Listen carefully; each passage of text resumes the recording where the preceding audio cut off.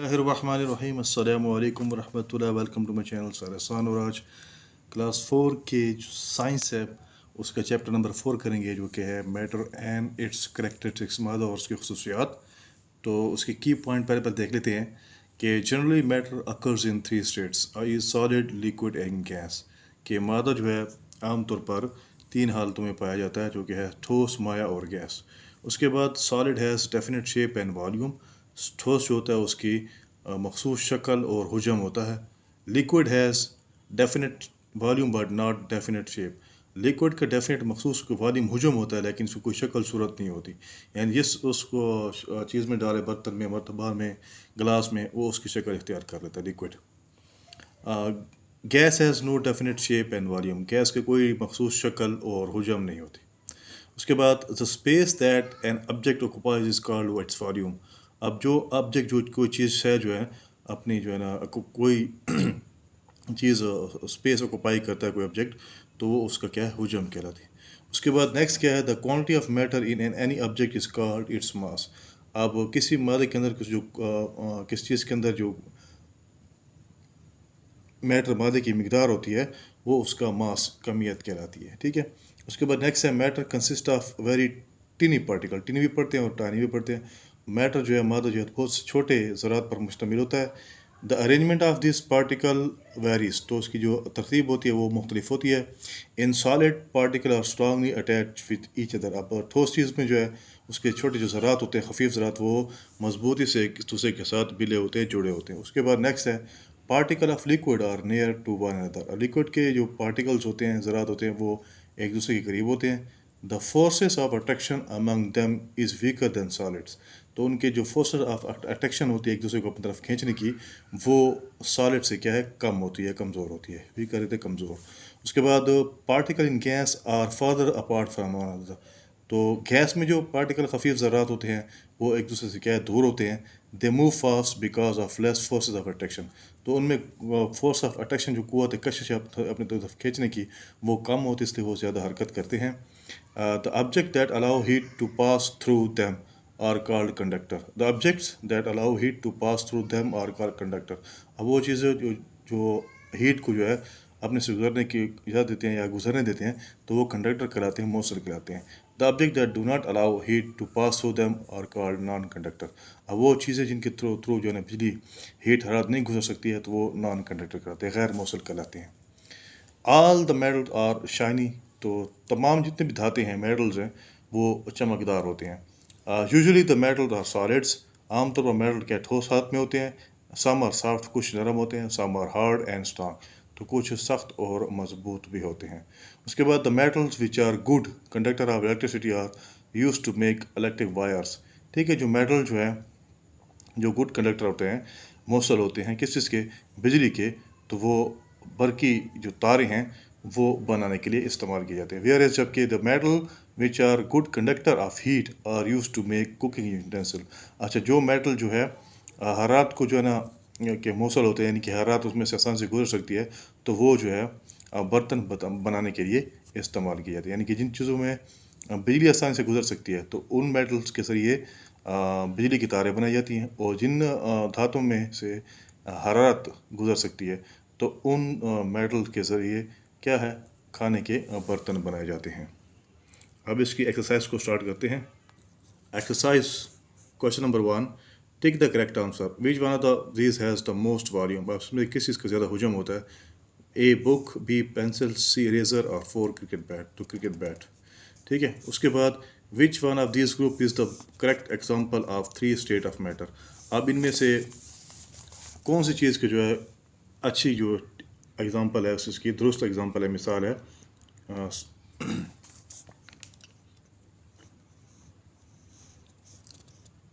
मादे की जो 3 हालतें उनकी, तो वो है आपके पास snow, rain, cloud. B haze dew. ठीक है। Rain, water vapours, snow, cloud, steam. Rain, water vapours और क्लाउड्स। तो ये ए इसका सही है, स्नो। ठीक है। रेन और क्लाउड, यानी बर्फ़ और, ठीक है, जो बारिश और बादल। अब भाई ये वो बारिश आसमान से गिरती है, ना कि वो जो आप घर में इस्तेमाल करते हो, वो आइस होती है। उसके बाद नेक्स्ट हमारे पास है 3 है, Put 2 spoon made of steel and wood in a cup of hot water. After minutes, after a few minutes, the steel spoon become hot, whereas the wooden spoon does not become hot. What does it show? कि आप दो जो है ना चम्मच जो है, एक लकड़ी की बनी हुई और एक स्टील की बनी हुई जो है ना, उनको क्या करें, गर्म पानी में रखें। तो कुछ मिनट के बाद जो स्टील की स्पून है वो क्या है, गर्म हो जाएगी, जबकि लकड़ी की बनी स्पून गर्म नहीं होगी। तो ये क्या चीज़ दिखाती है, ज़ाहिर करती है, the steel become hot soon in the presence of would. A or B, metal is better conductor of heat than wood, or wood is better conductor of heat and metal, or metal heats the water quickly than wood। तो इसका हमारे पास जो answer B है ये सही है। Metal is better conductor of heat than wood, कि metal जो है, मेटल धात जो है वो अच्छा कंडक्टर है, मुहसर है ऑफ हीट, हरारत का, दैन वुड, लकड़ी की निस्बत। ठीक है, लकड़ी में से हीट नहीं गुजर सकती, जबकि मेटल धात में से आसानी से क्या है, वो हीट क्या गुजर सकती है। इसलिए कुछ जो धात होते हैं वो तारे बनाने के लिए इस्तेमाल किए थे, और कुछ जो है खाने के बर्तन बनाने के लिए इस्तेमाल किए जाते हैं। A piece of ice has been put into glass of water. ठीक है, एक बर्फ़ का एक टुकड़ा जो है उसको एक पानी की गिलास में डाला जाता है। Which picture is showing the correct position of the ice. तो कौन सी पिक्चर जो है आइस की सही पोजीशन को दिखा रही है, जाहिर कर रही है। तो ए, बी, सी और डी, और तो इसका सही आंसर सही है। उसके बाद नेक्स्ट है हमारे पास 5 है। Water, ice, steam all have different temperature. What is the order from coldest to hottest, कि पानी, बर्फ़ और स्टीम जो है उनके मुख्तलिफ दर्जा हरारत होते हैं। तो इनमें से उनके सबसे ठंडे से सबसे गर्म की तरफ कौन सा जो है ना तरतीब सही है? Steam, ice, water, ice, steam, water, steam, water, ice, और आइस, वाटर और स्टीम। तो इसका डी सही है। पहले आइस बर्फ़, फिर पानी, और फिर स्टीम भाप। इसके बाद ये क्वेश्चन करते हैं कि राइट शॉर्ट आंसर। अब इनके चैप्टर नंबर 4 है, उसके क्वेश्चन आंसर हैं। तो पहला क्वेश्चन है, define matter and right the name of its 3 states, के मादे को डिफ़ाइन करें, वजाहत करें, इसकी तौज़ीह करें, उसकी तशरीह करें। डिफ़ाइन करना, तौज़ीह करना, तशरीह करना, वजाहत करना, तशरीह करना। मैटर कहते हैं धात को और मादे को। ठीक है, मादे की तारीफ़ करें और उसकी 3 हालतों के नाम लिखें। ठीक है, यहाँ पर right short answer, define matter and right the names of its 3 state, के मादे की तौज़ीह तशरीह करें और इसके जो 3 हालतें हैं उनके नाम लिखें। ठीक है, तो पहला क्वेश्चन, इसका आंसर क्वेश्चन नंबर 1, ठीक है, इसका answer define matter and right state के उनके हमने नाम लिखने हैं। तो इसका आंसर है everything which has mass and occupies space is called matter, कि हर वो चीज़ जिसकी कमियत होती है, मास होते हैं और वो जगह घेरती है, तो वो क्या है, मादा, मैटर कहलाती है। ठीक है, तो उसकी जो 3 हालतें हैं वो है सॉलिड, लिक्विड और गैस, ठोस, माया, गैस। ठीक है, ठोस जैसे आप ईंट को देखें, ब्रिक को देखें, और माया जैसे यहाँ पर पानी गिलास के अंदर, और गैस जैसे बर्तन है उसको आग के ऊपर रखा हुआ है, उसमें क्या है, बुखारात उड़ रहे हैं, तो ये गैसेस शेप है उसकी, मादे की, मैटर की। ठीक है, अब ठोस क्या है इनकी, इसका सॉलिड का फिक्स शेप होता है, फिक्स वॉल्यूम होता है, इसका एक ख़ास शक्ल होती है और हुजम भी होता है। उसके बाद माया है, लिक्विड तरफ आ जाए, उसका ना फिक्स शेप नहीं होता लेकिन फिक्स वॉल्यूम, हुजम होता है। उसके बाद फिर गैस है, नॉट फिक्स शेप, उसका कोई फिक्स शेप नहीं होता और ना ही कोई फिक्स उसका वॉल्यूम होता है। उसके बाद नेक्स्ट है differentiate between solid and liquid, के सॉलिड और लिक्विड के दरमियान जो है फ़र्क को वाज़े करें। ठीक है, तो यहाँ पर देखें, सॉलिड ठोस और liquid Maya. Solid has fix shape and fix volume. अब इसके एग्जाम्पल क्या है, चेयर, टेबल, पेन और बुक। के ठोस है, उसका फिक्स ख़ास शेप, शक्ल, सूरत होती है और फिक्स उसका हुजम होता है, जैसे कि कुर्सी है, मेज़ है, पेन है, बुक है। और लिक्विड का क्या है, माया का, इस है फिक्स या वॉल्यूम, इसका जो फिक्स जो है हुजम होता है, ख़ास हुजम होता है, but its shape is not fix, उसका कोई शेप जो शक्ल सूरत को फिक्स नहीं होती।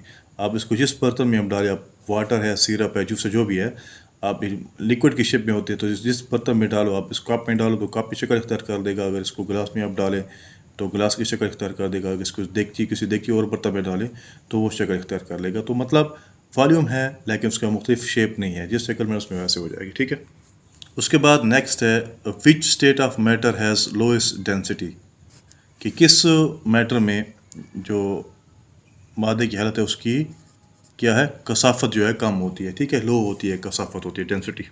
तो यहाँ पर देखें कि गैस जो है इसकी जो डेंसिटी क्या है, कम होती है।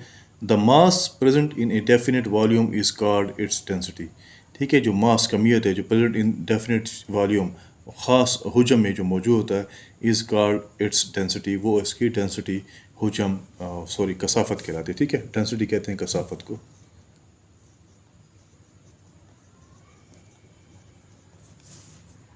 उसके बाद नेक्स्ट है compare the arrangement of particle in solid and gas.